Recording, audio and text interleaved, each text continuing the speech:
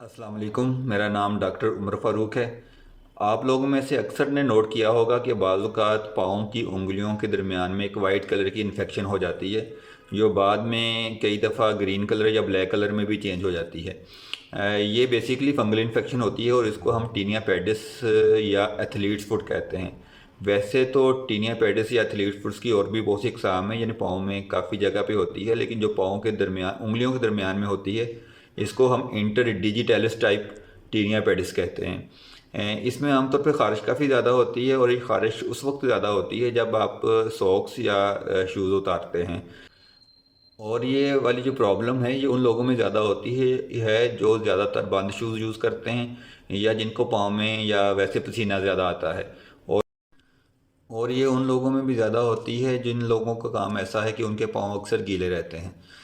इसमें एक हम लोग एक बहुत बड़ी गलती ये करते हैं कि जब भी किसी बंदे को इस तरह का प्रॉब्लम होता है तो वो कई दफ़ा घर के अंदर जो पड़ी हुई कोई क्रीम होती है, जो मोस्टली स्टीरॉयड क्रीम होती है या कोई ऑइंटमेंट होती है, वो इसके ऊपर लगा लेता है। उससे वक्ती तौर पे तो इसको आपको फ़र्क फ़ील होता है, जिस तरह ख़ारिश भी कम हुई है और कुछ इन्फेक्शन भी कम हुई है, लेकिन बाद में वो इस इन्फेक्शन को बढ़ा देता है, क्योंकि जो कोई ऑइंटमेंट हो या कोई स्टीरॉयड क्रीम होगी तो वो फंगस की ग्रोथ को और फंगल इन्फेक्शन को बढ़ा देता है।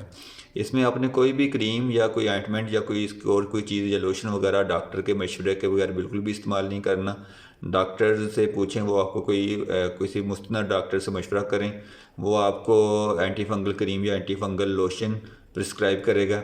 बाज़ औक़ात ये इन्फेक्शन इतनी ज़्यादा हो जाती है कि इसके साथ ओरल एंटी फंगल भी खानी पड़ सकती है, यानी खाने वाली कोई दवाई, कोई कैप्सूल या टैबलेट भी खाना पड़ सकता है। अच्छा, बहुत सी एहतियातें ऐसी हैं जिन पे अमल करके हम इस प्रॉब्लम से बच सकते हैं या इस प्रॉब्लम को कम कर सकते हैं। इसमें कोशिश करें कि पाँव को गीला होने से बचाएं, और नहाने के बाद या वज़ू करने के बाद पाँव को अच्छी तरह किसी साफ़ कपड़े से साफ़ करें और स्पेशली उंगलियों के दरमियान में उसको अच्छी तरह ड्राई करें। अगर पॉसिबल हो तो बंद शूज़ ना पहनें, पाँव को ज़्यादा से ज़्यादा खुला रखें। इस तरह इन एहतियातों पे अमल करके हम इस प्रॉब्लम से काफ़ी हद तक बच सकते हैं। बाकी आज के लिए इतना ही।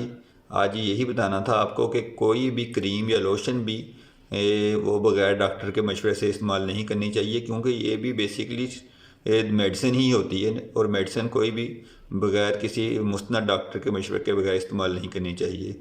बाकी अपना और अपने प्यारों का बहुत सा ख्याल रखें। अल्लाह ताला हमारा हामी और नासिर हो। अल्लाह हाफ़िज़।